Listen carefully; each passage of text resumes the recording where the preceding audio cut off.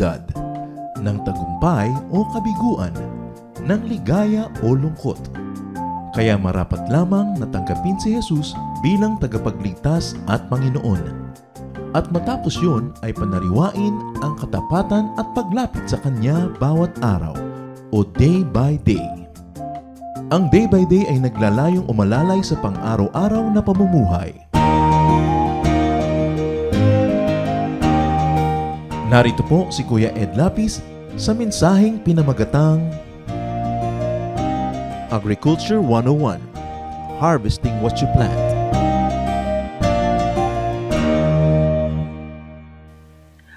Agriculture 101, Harvesting What You Plant. What are the rules of planting and harvesting that are true in horticulture, in general agriculture, and in our spirituality? First of all, you harvest what you plant. Of course, natural. Galatians 6:7, do not be deceived. God cannot be mocked. A man reaps what he sows. Kung anong itinatanim, aanihin. Biblical po yung kasabihan na yan ng ating mga ninuno. Ano po yung mga sub-rules niyan? Good seeds yield good fruits. Sabi nga ng matatanda, ang mangga ay hindi namumunga ng makopa, ang santol ay hindi namumunga ng balimbing. Kung anong itinanim, yun ang bunga. Kung anong buto, anong binhi, yun ang aanihin. So kung mabuti ang binhi, mabuti ang bunga. Hosea 10:12, sow for yourselves righteousness, reap the fruit of unfailing love. So ano po ang bunga ng righteousness? Love. James 3:18, peacemakers who sow in peace raise a harvest of righteousness. So this time, peace ang itinanim. Anong bunga? Righteousness. Proverbs 11:18, he who sows righteousness reaps a sure reward. So pag righteousness ang tinanim, sigurado may gantimpala. We have rewards. Hebrews 12:11, no discipline seems pleasant at the time, but painful. Later on, however, it produces a harvest of righteousness and peace for those who have been trained by it. So ano po ang harvest? Discipline, peace. Very, very crucial to a happy life, to a meaningful life. Proverbs 22:6, train a child in the way he should go, and when he is old, he will not turn from it. So sa training, itinanim, anong harvest? Character, which is everything. Even planting in the garden of souls lead to harvests.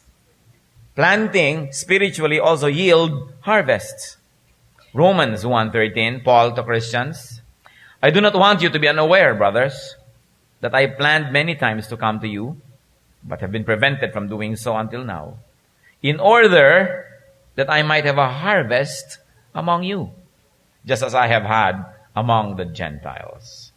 And 1 Corinthians 9:11, if we have sown spiritual seed among you, is it too much if we reap a material harvest from you? So this time, the harvest is material fruits from spiritual labor. Na kahit pala yung pagtatanim natin sa espiritu, paggawa natin ang mga gawain ng Diyos, espiritualidad na bagay, may bunga rin yun, hindi lang spiritual, may bunga ding material. At sabi ni Paul, hindi naman siguro kalabisan na matapos ko kayong taniman ng espiritu, ay umani naman ako sa inyo ng mga ilang material na bagay. Natural lang, nagtanim, umaani. So yun po yung rule, you harvest what you plant.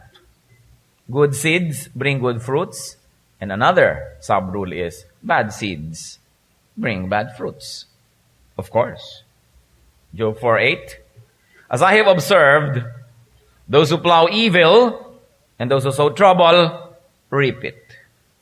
Yan daw nag-aararo ng kasamaan, ang inaararo ay kasamaan, ang itinatanim ay problema, yun din ang kanilang inaani. Proverbs 22:8, he who sows wickedness reaps trouble. And Proverbs 11:18, the wicked man earns deceptive wages. Pag the wicked ang na-earn deceptive wage. Ano kaya yung deceptive wage? Masama ka, masama ang iyong trabaho, hindi maganda ang iyong performance, kumita ka, pero deceptive yung wage. Pwedeng malaki ang kinita mo, pero mas malaki naman ang ginastos mo. So deceptive yung wage. Hindi ka rin niya inahon sa buhay. Nakaisa ka, kumita ka ng mali. Akala mo, lamang ka na, pero bigla ka namang nagkaroon ng malaking sakit. Nalugi ka pa, kulang pa yung kinita mo. Sabi niya, deceptive ang wage ng mga wicked people. The purpose of working to get the wage is to get you out of poverty or to bring pleasure to you. But you get the money, but not the benefit. Sometimes you get the money and the trouble that goes with it. Deceptive wages. Another sub-rule of reaping what you plant is that the bad you plant can give you an even worse harvest. Madali pala pong pasamaan yung masama. Na kung ang itinanim mo masama, may posibilidad mas masama pa yung aanihin mo. Hosea 8:7, they sow the wind and reap the whirlwind. Nagtanim ng hangin, ang inani, bagyo. Mas masama pa't mas masahol. What other rule of planting can we observe that you harvest as you plant? You harvest in the manner that you plant. Kung paano ka nagtanim, ganun ka aani. 2 Corinthians 9:6. Remember this. Whoever sows sparingly will also reap sparingly. And whoever sows generously will also reap generously. Ang kuripot sa pagtatanim, makukuripot naman siya sa anihan. Ang konti lamang ang itinanim, konti ang aanihin. Ang maraming itinanim, maraming aanihin. Church, listen to this. Every time is a time to plant, so that every time can be a time to harvest. It is automatic. You plant, you harvest. Napakahiwaga ng katotohanan ito, pero napakasimple rin. Pag itinanim, it's only a matter of time, aanihin. Masama man o mabuti. Kaya ang nagtatanim ng mabuti, you don't feel bad. Yung iba, pag ginawan pa kita ng mabuti nun, sayang. Hindi na lang dapat ginawa ng mabuti. Pinisil ko na sana ang iyong ilong nung malid ka pa. Hindi po pinangihinayangan ng paggawa ng mabuti. Kasi may ani yun. It's a matter of time. Kung minsan, inani nyo na pala, hindi nyo palang napansin eh. At walang nakakalusot sa paggawa ng masama. Akala nyo may ginawa tayong masama, lusot na? No. Kung may itinanim, may inaani. Panahon lang ang iniintay para mahinog ang ating itinanim. Masama man o mabuti. What else can we learn about planting? Planting can be sad, but harvesting will be happy. Napaka-poetic nga at napaka-dramatic nitong Psalm 126, verses 5 to 6. Those who sow in tears will reap with songs of joy. He who goes out weeping, carrying seed to sow, will return with songs of joy, carrying sheaves with him. So yun daw po nagtatanim na nanangis, nalulungkot, hirap na hirap sa itinatanim, tiis na tiis. Kung paano niya ipinagkatiis-tiis sa pagtatanim, ganoon naman ang kanyang ikalulugod sa kanyang pag-ani. Kumisan, dumadating po yung time na yung mga magsasaka, kapos na kapos, yung kanilang ipupunla, kinakain na. So, kung itatanim nyo po sa panahon ng taniman, kakainin nyo na ngayon. Anong itatanim nyo?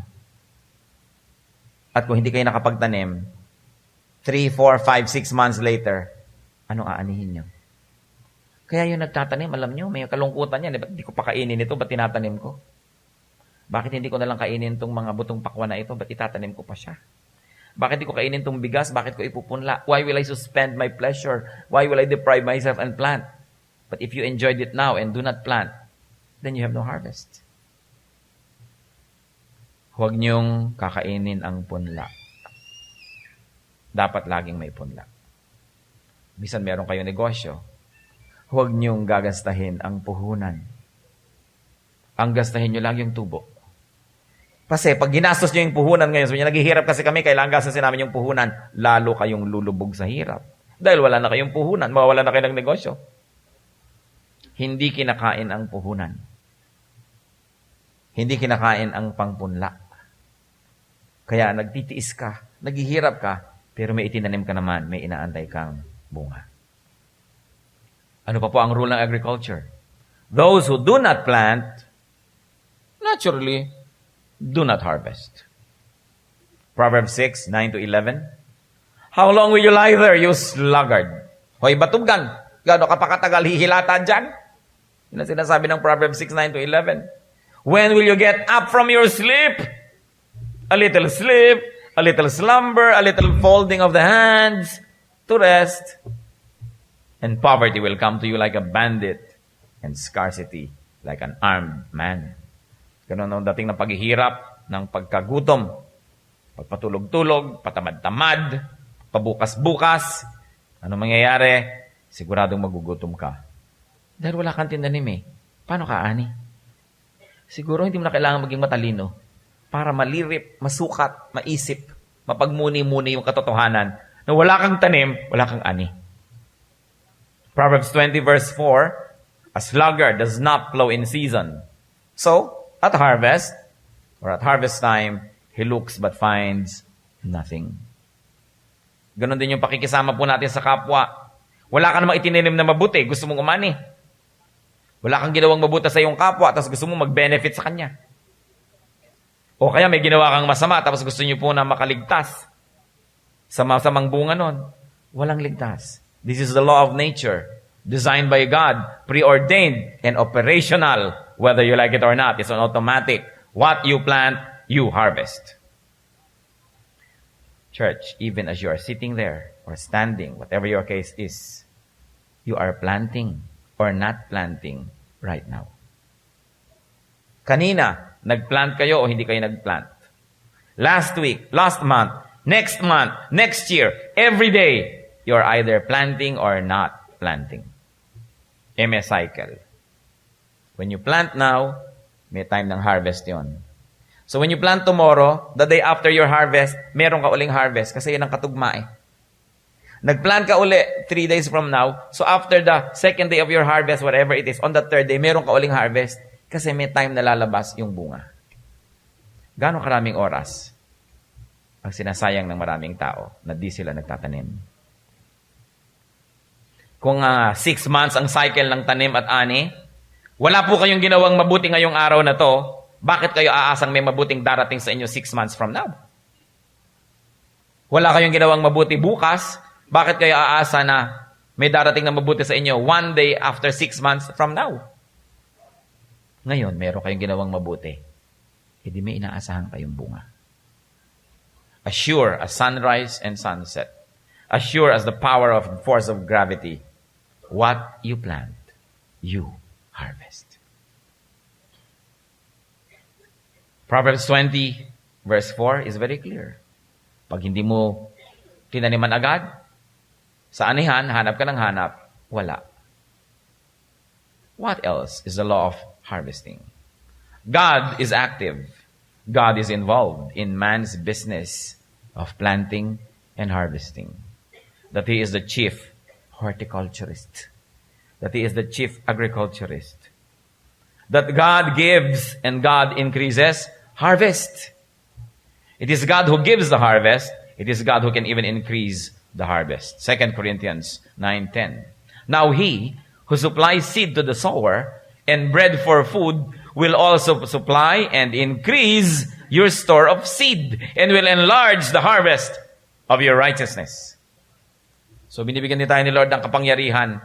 At kung nakikita niya tayong matapat sa konti nating puhunan, sa konti nating itinatanim, dinadagdagan niya tayo ng puhunan, dinadagdagan niya tayo ng punla para mas marami naman tayong maani. Kung kayo ba nagbibigay ng punla sa mga tao, nakita niyo may pabaya, yung kanyang punla na bulok, dinaga, nasira, sa susunod kayang taniman, bibigyan niyo uli siya ng punla. Hindi. Kanino niyo ngayon ibibigay yung marami niyong punla? Doon sa binigyan niyo dati ng konti na naparami. Sabi mo, aba, sulit palang magbigay ako dito. Yung konti kong binigay na parami. So sa kanya ko uli ibigay itong marami. At yung konting ibinigay ko doon sa mga tamad na yun, maayong magtanim, babawiin ko pa nga dahil pag binigyan mo yan, sayang din, wala rin mangyayari eh. Wala at wala din ang wakas. Yun pong hindi marunong magtanim, maski gaano karaming blessing ang hinyo sa Diyos at ibigay, wala at wala pa rin ang ending. Para ka nag-iipon ng tubig sa isang butas na drum, Kahit gaano karaming ilagay mo, dumadami lang ang nasasayang. So ang Diyos na matalino, bakit patuloy na magsasayang na magbibigay ng punla sa hindi marunong magtanim? Kaya yung nabe-bless, lalong nabe-bless. Kasi marunong silang mag-handle ng blessing. While God can give and increase harvest, we must never forget that also God can frustrate harvest. Pwede niya ring biguin na walang maani. Jeremiah 8:13. I will take away their harvest, declares the Lord. There will be no grapes on the vine, there will be no figs on the tree, and their leaves will wither. What I have given them will be taken from them. So marunong bumawi ang Diyos. Pagka hindi tayo marunong mag-ingat ng ipinagkakatiwala. Na siya pala, kung pwede siya mag-multiply ng harvest, pwede niya sikilin, pakuntiin yung harvest, hanggang mawala pa nga. That God is our active partner in our pursuits. Kasali siya. What else can we know? That God can protect and that God can assure good harvest. Sa Malakay chapter 3, ano bang sabi niya doon sa mga marunong mag-tithe, marunong magdala ng offering? Sabi niya sa verse 11, I will prevent the pests from devouring your crops, and the vines in your fields will not cast their fruit, says the Lord Almighty. Yun pong may mga halaman, may mga tanim, mga punong kahoy. Pagka may bulaklak na halimbawa ang mangga o anumang halaman, tapos biglang umulan, para kang ginuhuan ng langit at lupa, kasi nalalaglag ang bulaklak, hindi na nagiging bunga, hindi na natuloy. O kaya may bulaklak ang yung halaman, ang dami-dami, tapos biglang sinalakay ka ng kutakot-takot na insekto, nawala. Nawala. Yun ang sinasabing pera na, naging bato pa. Pag pala nalalaglag, pinapayagan ng Diyos. Kasali pala siya. So pag nalalaglagan tayo ng mga buko, ng mga bulaklak, hindi natuloy na maging bunga, ang itatanong mo ay, Lord, ano po bang kasalanan ko? Ano bang mali sa akin at pinayagan yung malaglag? Kasi walang nalalaglag ni mga mumurahin ang ibon, hindi nalalaglag sa lupa mula sa langit sa paglipad nang walang permiso ng Diyos. So yung prosperity natin, nakasalalay sa ating paggawa, sa ating sipag, sa ating katapatan at katuwiran, at sa kagustuhan ng Diyos. Na may spiritual factor ang lahat ng bagay. Ang pagnenegosyo, paghahanap buhay, pagtatanim, kasali ang Diyos. Kaya dapat tayo nag-iisip-isip. Kasi sabi niya, huwag kayong mga matapat sa inyong mga ikapo, tapat sa inyong pagbibigay sa aking tahanan. Sabi niya, di ko papayagan na salantain ng mga salot ang inyong halaman. Di ko papayagang malaglag ang mga buko. Hahawakan ko sila, hahayaan kong lumaki o maging bunga sa inyong ikabubuti. Kaya hindi natin nadadaya ang Panginoon. At ang kanyang mga pangako na kung tayo masunurin, pinagpapala ang gawain ng ating mga kamay. So ano pa po ba talaga, mga kapatid, ang pinag-uusapan natin dito? At tinatalakay ang ganitong mga bagay. Because of the basic rule that we harvest what we plant. Therefore, we must not give up planting good seeds. Hindi tayo titigil, hindi tayo magdadalawang loob, hindi tayo papipigil na magtanim ng kabutihan. Alam niya naman siguro, natitiyak kong alam yung hindi lang physical halaman ang pinag-uusapan natin dito. Bagamat kasali yon, na hindi lang financial negosyo ang pinag-uusapan, bagamat kasali rin yon. Ang pinag-uusapan natin is our spiritual business. Paggawa ng mabuti, pagsunod sa Diyos, pagtuturo, paglilingkod, pagpapakasakit kung kailangan, pagpaparaya, pagbibigay, daan, pagpapagamit sa Panginoon sa kanyang mabuting kalooban, hindi ito pinagsasawaan, hindi ito pinagsisisihan, at hindi ito tinitigilan. Galatians 6:9. Let us not become weary in doing good, for at the proper time, we will reap a harvest if we do not give up. You do not plant a seed now and dig it tomorrow to see if it's growing because you have become impatient. Rule is rule. It's an automatic. You don't need to ask it to run. You don't need to make it run. It runs. When you plant, you harvest. Kumisa lang, hindi natin nakikilala yung bunga. Ito na pala yung bunga kasi ina-expect natin ito yung bunga. Nagbunga na pala. Kaya kailangan sensitive tayong makita yung bunga na yon. Nagbunga na pala.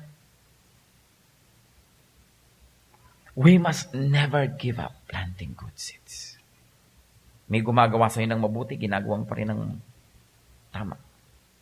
Kasabay kasi dyan, we must not plant bad seeds. Huwag tayo nagtatanim ng mga masasamang binhi. We do not plant bad seeds. Why? And how? We must not return evil for evil. Nagtanim siya ng masama para sa'yo. Siya naman ang aani. Hindi ikaw, kasi hindi ikaw ang nagtanim. Ngayon, gumawa siya ng masama. Gagawan ko rin ng masama, edi ako na ngayon nagtanim. Aanihin ko yun. So, huwag kayong gumaganti sa mga gumagawa ng masama. Una, dahil tayo'y banal. At kung hindi man tayo banal, hindi tayo gumaganti at least dahil tayo matalino. Kasi ayaw mo magtanim ng masama. Kasi aanihin mo rin. Romans 12:17. Do not repay anyone evil for evil. Be careful to do what is right in the eyes of everybody. Mga kapatid, pag sinabing everybody, you do what is right not only in the eyes of the righteous, but also in the eyes of the unrighteous. Na tayo ay polite, hindi lang doon sa polite din tayo doon sa magaspang. Because you are careful to do what is right in the eyes of everybody. In other words, hindi ka tao doon lang sa tao. Tao ka rin doon sa hindi nagpapakatao. Hindi dahil siya ay hindi nagpapakatao, kundi dahil ikaw ay tao. In other words, you behave, and your behavior is not determined by the character of the people before you, but by your own character. And because you carry your character wherever you go, you are consistently good, notwithstanding who is before you. Kaya sabi, do what is right in the eyes of everybody. Hindi polite ka lang pagka ang kasama mo polite, pag ang kasama mo magaspang ka na rin. Hindi ka lang gumagawa ng mabuti sa gumagawa ng mabuti sa'yo. Pati sa gumagawa ng masama, ginagawan mo pa rin ng mabuti. Kasi nagtatanim ka, kapatid eh. Kasi aanihin mo yun. Kaya nga sabi ko, kung hindi mo magawa dahil sa kabanalan, at least gawin mo dahil sa katalinuhan, na alam natin yung rule. Ano po sabi sa 1 Corinthians 4:12? We work hard with our own hands. When we are cursed, we, church, we bless. When we are persecuted, we endure. Hindi when we are cursed, we curse too. Pag may sinabi sa'yo, matalbog sa akin, dikit sa'yo, times 2. Anong problema pag tumabla tayo sa mundo? When you get even, it means you're the same. And we are not to be the same because we are the people of the Lord. So magaspang sila, polite ka pa rin. Kasi when we are cursed, we bless. You know why? Because the curses that people pronounce go back to them. Hindi naman didikit sa inyo yun eh. Kasi hindi nyo pinatulan. Pero dahil nag-curse siya, bumalik sa kanya, nagalit ka, nag-curse ka rin, kala nyo ba sa kanya pupunta yon? Sa inyo. Babalik. Why? Because of the simple rule that we've been talking about all morning. You plant, you harvest. Imposible na matakasan yung batas na yan ng kalikasan sapagkat Diyos ang may akda. Kaya pag may gumagawa sa atin ng masama, we pity them. We pray for those who do evil. You know why? Because of automatic results. May ginawa siyang masama, aanihin niya yun. In eternity. Hindi man agad-agad mong makita yung ani, in eternity. May ginawa kang mabuti sa kanya, kapatid, aanihin nyo rin eh. in eternity rin. Kaya gumawa ka ng mabuti. 3 milyong taong ka nang pinapalitan ng Diyos, hindi pa natatapos. 3 zillion years, binibigyan pa rin ng Diyos. Kasi eternal ang rewards. Gaano kahirap maintindihan yung ibig sabihin ng eternity? Nagagawa ako ng mali ngayon, hindi ko natimpi ang sarili ko, hindi ko natimpi ang aking pagnanasa, ang aking kagustuhan, pinagbigyan ko ang pita ng aking laman, the lust of the eyes, the pride of life. Anong nangyari? Pinagbigyan ko sandali, nag-enjoy ako ng 30 minutes, 1 hour, 30 days, 30 years. But what is that compared to 30 zillion years to forever? When you begin to think in terms of eternity, nothing becomes so important. Not a slight, not an insult, not a pain. Dahil alam mo naman, sandali lang yung pain na yon. Itulog mo lang, pwede nang matapos yan. Mawala. Pero naka-record sa heaven. Forever. That's why if your heart is in the right place, the first impulse is for you to pity those who do evil. Not to be offended, not to be angry, and not to take revenge. Romans 12, 19 to 21. Do not take revenge, my friends, but leave room for God's wrath. For it is written, it is mine to avenge. I will repay, says the Lord. On the contrary, if your enemy is hungry, what do you do, church? Feed him. If he is thirsty, church, and if in doing this, you will heap burning coals on his head. Do not be overcome by evil, but overcome evil with good.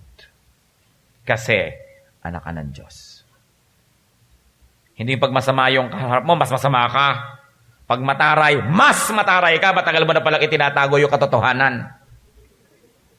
Kaya sasabihin mo, nakakalimutan ko Kristiyano kapag yung kaharap ko. Pag nalilimutan Kristiyano, baka to begin with, wala naman talagang dapat alalahanin. Baka hindi Kristyan. Kasi ang anak ng Diyos, we overcome evil with good. Not, you don't overcome bad with worse, but you overcome evil with good. Ngayon, yung sinabing, pagkagutom yung kaaway mo, pakanin mo, nauuhaw, painumin mo, sabing ganon, you will heap up burning coals on his head. Sabi iba, sige, gawan mo ng mabuti at parang gawin natin, bibingka ang ulo niya. Mapapahiya siya sa pag ginagawa mong mabuti. Mapapahiya rin siya para mo siyang hiniyan. Nilagyan mo ng mga apoy at mga baga ang kanyang ulo. Hindi naman po yun sinabi ng Diyos para hiyain natin yung kapwa. It comes from the tradition in Israel, in the Middle East. Nung unang panahon, siyempre, walang posporo. Walang posporo. Ngayon, pagka yung iyong oil sa bahay, yung oil lamp, naubusan ng oil, nawawala ng ilaw. Ayaw ng mga Israelites ng madilim. Parang sa kanila may presence ng evil pag madilim. Right or wrong, ang theology is not the point. Yun ang belief nila. So dapat laging may ilaw buong gabi. At paano ngayon pag magluluto sila? Wala namang posporo. Kailangan nila ngayong kumuha ng pamparikit ng apoy dun sa sinisindihan nila na ganon. Laging meron. Pag mauubos na, lalagyan nilang konti para anytime meron silang kukuha ng apoy. And because Eastern people, just like us, mga Eastern people tayo, we carry load on our heads. Diba? Bihira yung hawak mo yan. Usually head ang nagdadala. So yung mga kumakatok sa bahay-bahay, meron silang sunong-sunong na maliit na parang palayok. Meron ba kayong baga? Bigyan nyo naman ako. Yung mga matataray, pabaya ka kasi kaya ka nawalan ng baga, pasensya ka. Careless ka kasi, maubusan ka, tapos nga kung guguluhin mo, wala ka kasi kwentang may bahay, pinapabayaan mo yan. So that is parang returning evil for evil. Pero ikaw naman ngayon, anak ka ng Diyos, wala ka bang baga? Halika. Bibigyan kita. So, lalagyan mo ngayon yung kanyang palayok, susunugin niya pa uwi, you heap up burning coals on his head. Hindi para sa pahirapan, hindi siya para gawing bibingka, kundi talaga parang i-bless siya. It's important to understand the tradition behind these sayings. So, hindi ka gumagawa ng mabuti sa gumagawa ng masama para siya pahiyain. Hindi yun ang context ito. Kundi talaga para lang gawan siya ng mabuti. Hindi para medyo mahiya-hiya siya ng konti. Hindi yun. Gumagawa ka ng mabuti dahil ikaw ay mabuti. Hindi dahil karapat-dapat siya ng kabutihan, hindi dahil sa kanya, kundi dahil sa iyo. Alam niyo po yung person na mayroong totoong pagkatao? Yung behavior niya, determined ng sarili niyang pagkatao, hindi determined ng kilos ng kaharap. Dahil meron ka sariling orbit. Like a planet, you have your own orbit. Meron ka sariling pinupuntahan, alam mo kung kailan ka pupunta at paano. Hindi ka na dadala-dala ng iba. So, the good you do, Christian, has eternal fruits. The evil people do against you also has eternal fruits. The results are automatic, inescapable, and sure. What else can we learn from agriculture? That we plant if we want to harvest. That we plant what we want to harvest. And because God is actively involved in our planting and harvesting, we should plant by God's rules. We should please and obey God, and we should rely on God. Good or bad, what you are harvesting now, and I mean your life now, could have been what you planted long ago. Kasi bakit ganito nangyari? Sometimes yung pinaplant ng people around us, especially asawa mo, magulang, anak, very close to you, nadadamay ka. Pero tayo rin ang may kagagawan, tao rin. Ano po ba ang kalagayan nyo ngayon? Nag-harvest ba kayo ng mga maraming, mga magagandang bunga? Siguro meron kayong tinanim na mabuti nun. Sigurado, rather. Kaya kayo may inaani. Ngayon, sabi nyo, bakit naman ang inaani ko ngayon? Pakla, pait, dusa. Balikan nyo ang nakaraan. Sigurado rin may itinanim kayong di mabuti. Bakit ako sigurado? Sabi ng Bible kung anong tanim, ani. So, bakit? May mabuti rin naman ako itinanim. O, hindi pa tumutubo. Sa next year mo paanihin. Ang inaani mo ngayon, yung nauna mong itinanim Kaya ang bawat oras, bawat sandali, ngayon mismo, mga kapatid, nagtatanim kayo. Kung sa pakikinig ng salita ng Diyos, tinatanggap natin, nagtatanim tayo ng karunungan, aani tayo ng runong. Kung kailangan ngayon natin gumawa ng mga pasya, mga desisyon, lalabas yung bunga. Pero kung pinagpapanood mo, walang mga kakwenta-kwentang bagay. Wala kang pinanood kundi halimbawa, horror. Horror ang aanihin mo, syempre. Alam nga namang nanonood ka ng horror, ang lumabas, romance. Kung ano nga itinanim, siyang inani. Kuminsan sa mga mag-asawa. Sabi mo, bakit ba ganito yung asawa ko sa akin? May participation din kayo dyan. Tanim nyo rin yan. Kasi hindi, ang buti-buti ko na nga, bakit ang sama-sama niya? Dahil alam niyo po ba, mayroong mga taong sobrang kimi that they are inviting others to exploit them. Kaya ka na-exploit. Water follows the path of least resistance. Kung mayroong gustong mang-api, may pinagpipili ang pito, ang pipilian na niya yung mahilig magpa-api. Bakit siya mapapagod bang api nung lumalaban? Kaya pati mga aping tao, nagpapaapi kasi Wala namang naaapi kung wala nagpapaapi. So, tanim mo pa rin. Ganun Napaka-importante that we should play by God's rules. Good or bad, what you're having now is a harvest. And even now, you are planting. Maybe months from now, years from now, you will harvest what you're planting today. It is inescapable. Even now, you are planting for the future. Even now, you are planting for eternity. Sabi sa Matthew 6:20, magtatanim na rin lang, store up for yourselves treasures in heaven, where moth and rust do not destroy, and where thieves do not break in and steal. Ephesians 2:10, for we are God's workmanship, created in Christ Jesus to do what? Good works, which God prepared in advance for us to do. So marami na siya. Para ba ang Panginoon sa taniman nag-iwan na ng kumpul-kumpul dyan ng mga binhi, doon, habang sumusunod ka, makikita mo, itatanim mo, susunod ka uli, magtatanim ka uli, tapos aani ka, pabalik. At ang inihanda ni Lord para sa atin, good works, not bad. So kailangan lang konting-konting katalinuhan. Pag gumagawa tayo ng bad, sinusunod natin si Satan. Paano kayo aasa ng blessing? Pero hindi pinagsisisihan ang paggawa ng mabuti kahit kailan. Kasi may araw na susulpot ang bunga nun. Makilala nyo man o hindi. Dear Lord, we're asking you to speak to us in a private way. Ano po ba ang pinag-uusapan natin? Ano ba ang mensahe nyo para sa amin individually? Ipakita nyo sa amin kung anong uri kami ng mga magtatanim, Panginoon. Nagtatanim ba kami ng mabuti? Tatanim ba kaming masama? At kung hindi kami, Panginoon, kontento at masaya sa inaani namin ngayon, ituro nyo po sa amin kung anong mali naming itinanim noon. At nang matigilan na namin ang pagtatanim ng mga maling ito, nang sa mga darating na araw, huwag na kaming umani ng ganitong mga hindi magagandang bagay. You are the God of causes and effects. The fruits are inescapable. It has been preordained with creation. Turuan niyo kami, Lord, na mamuhay na may paggalang sa mga batas na ito. Kung may gumagawa ng mali, patuloy na gumagawa ng mali, especially knowingly, ituro mo sa aming tigilan ito. Sapagkat lalo lang dumadaming inaani naming mali at aanihin pa. Continue, Lord, to empower us and to make us realize the importance, the beauty of doing good. Because it will always find us.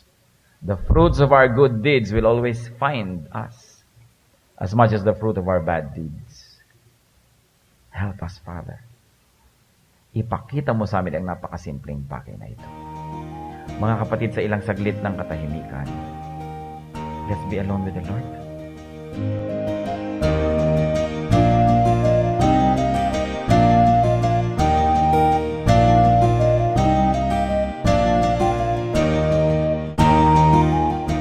Ang katatapos pong mensahe ni Kuya Ed Lapiz ay pinamagatang Agriculture 101, Harvesting What You Plant.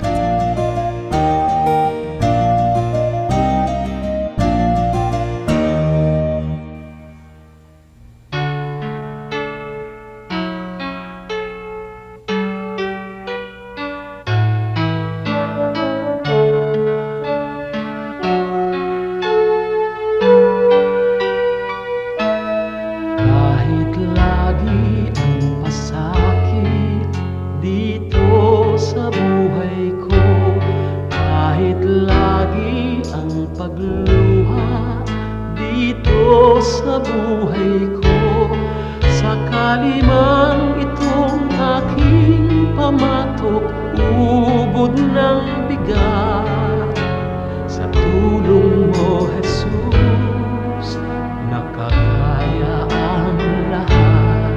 Kung sakaling ang ligaya'y di pa natagpuan, kung sakaling ang ginhawa'y di pa nakakamtan, sa piling mo, Jesus, ako ay lagi nang nakatanaw sa langit mong laan, di na mamamanglaw.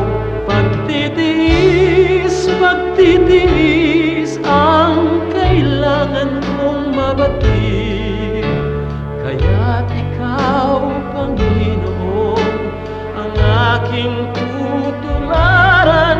Pagtitiis, pagtitiis ang kailangan kong mabatid, ang buhay ko ay lalago kung mayroong pagtitiis.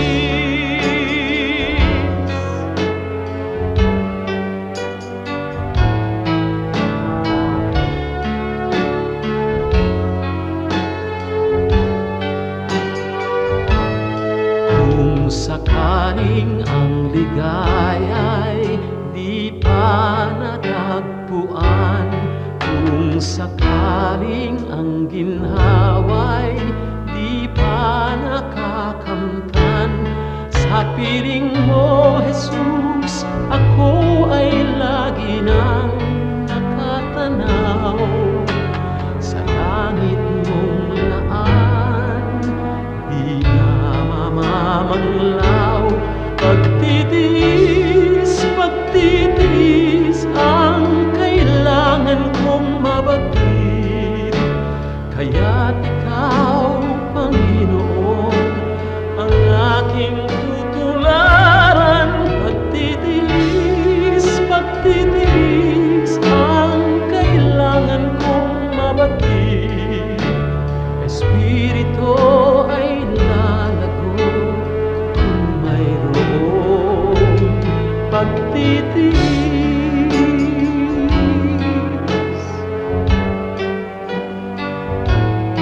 Pagtitiis.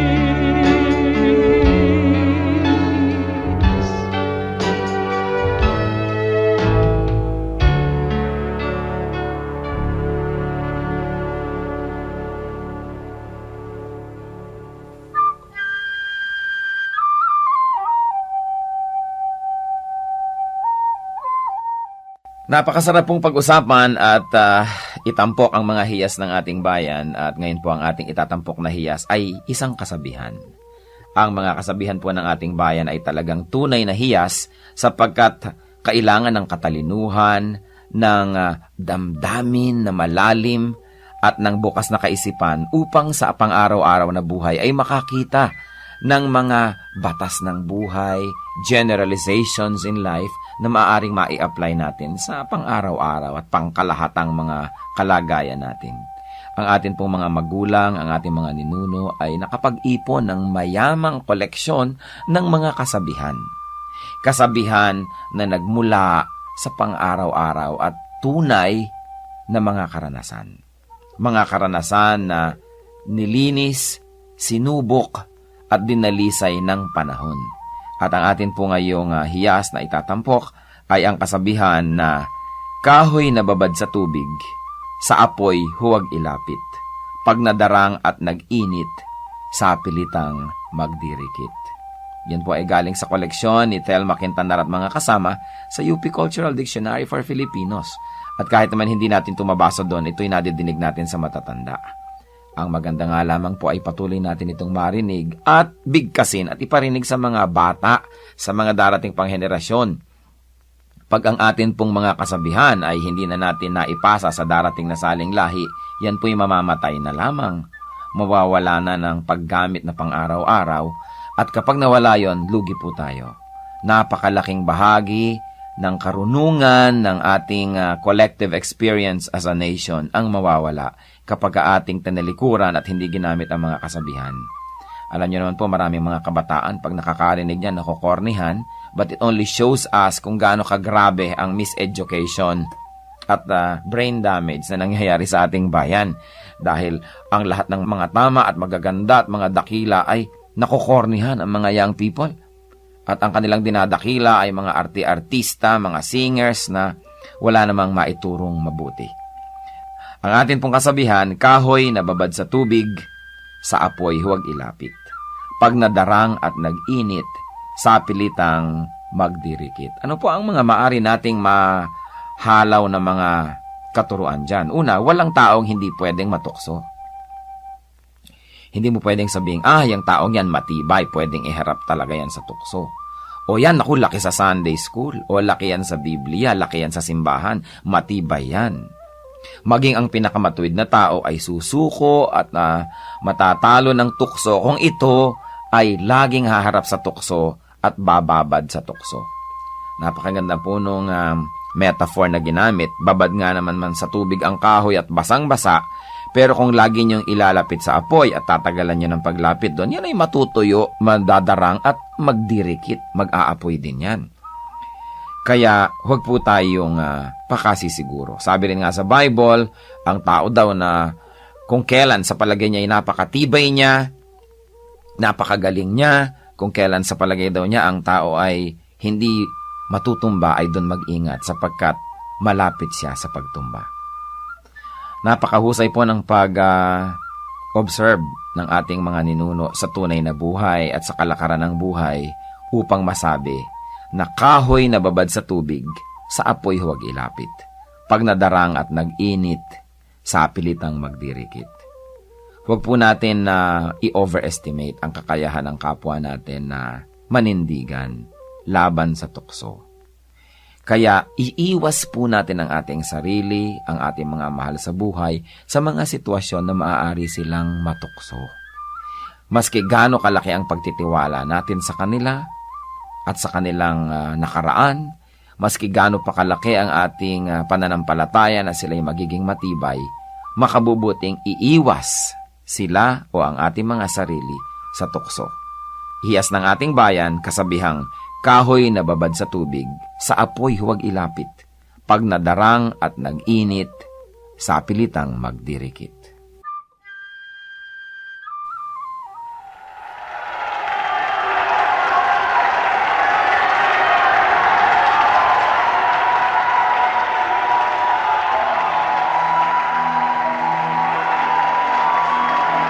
Hallelujah! Ating magayway ang kadakilaan ng Panginoon. Purihin ka, O Yahweh. Sambahin ang inyong ngalan. Sa lahat ng tao ng daigdig, ang iyong pangalan. Mabuhay ang Diyos!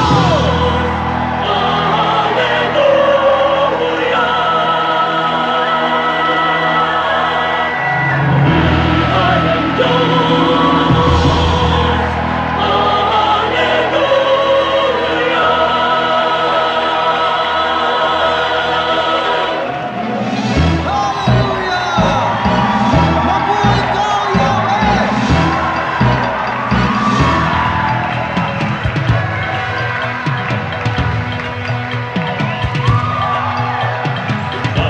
Kalima kami sa banal niyong diwa. Pag-ibig niyo'y ipagbubuti ng buong sigla. Ating ialay tumawid sa Diyos Ama. Ihayag ang ligayang nadarama. Isigaw sa lahat ng bansa. Hallelujah!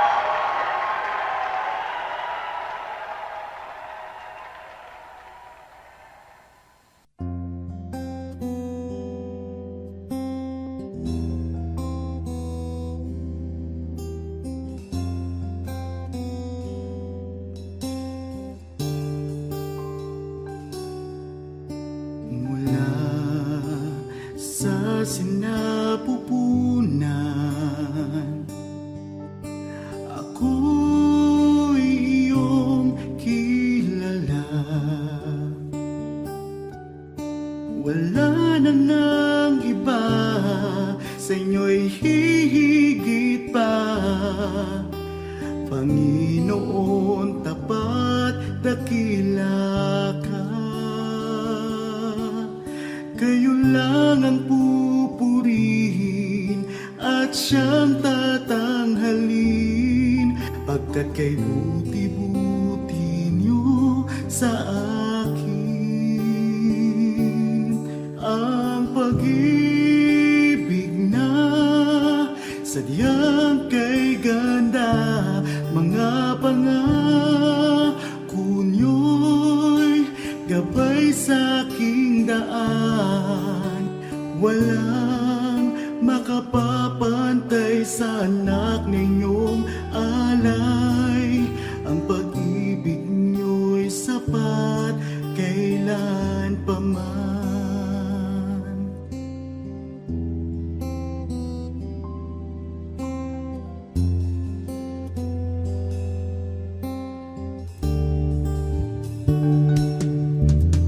Tinawag niyo akong kaibigan, kahit na ako ay pariwara. Sagat sa labisan inyong pagmamahal, sa tupang sa kawan na nawala. Kung aking bibilangin bawat butil ng buhangin, ang habag niyo'y ganon karami rin.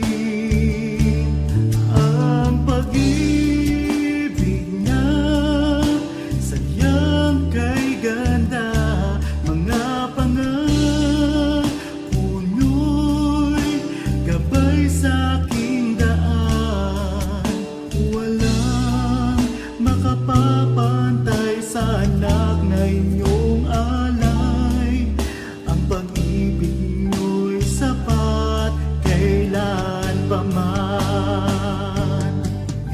Paano ba masusukat taas, lalim, layo't lawak ng pag-ibig niyong sadyang walang hanggan, walang hanggan. Ang pag-ibig na sadyang kay ganda, mga pangako niyo'y gabay sa aking daan. Walang makapapantay sa anak na inyong alay. Ang pag-ibig niyo'y sapat kailan pa man. Ang pag-ibig niyo'y sapat kailan pa man. Ang pag-ibig niyo'y sapat kailanman.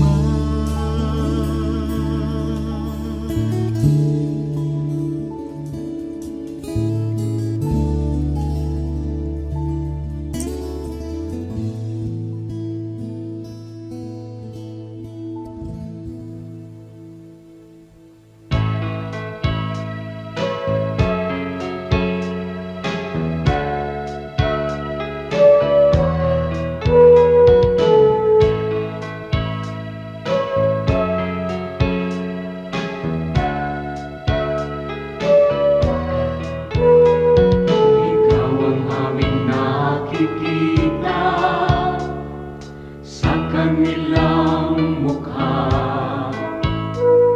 kaya ang mabuting balita binabahagi sa mga dukha. Ngunit paano nilang masisilayan ang habag at pag-ibig mo, kung hindi mapatutunayan sa aming patotoo? Kaya kung paano mo kami kinalingan, kung paano mo kami minahal, sa aming buhay na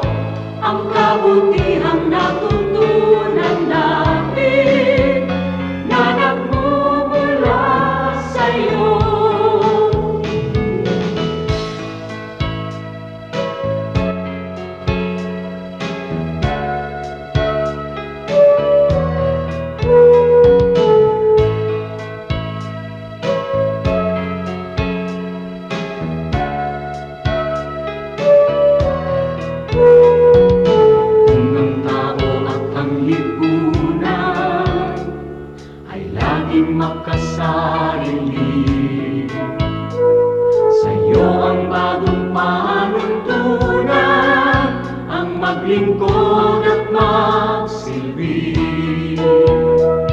Ang aming pananampalataya patuloy mong palaguin, at sa iyong dakilang biyaya di ka namin bibiguin. Kaya kung paano mo kami kinalingan, kung paano mo kami minahal, sa aming buhay nawa ay magbunga ng pagtitiyaga at pagpapagal sa aming kilos, salita at damdamin. Maranasan nilang totoo ang kabutihang natutunan namin na nagmumula sa iyo. Ang kabutihang natutunan namin na nagmumula sa iyo.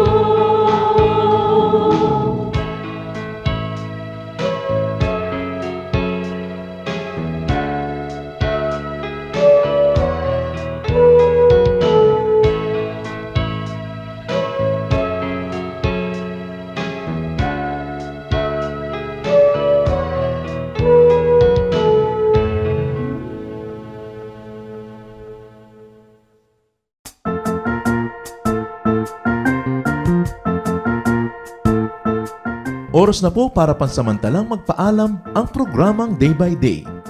Tayo po'y magsama-sama tuwing ika-6 hanggang ika-7 ng umaga, araw-araw. Magandang umaga po at mabuhay ang Panginoong Hesus!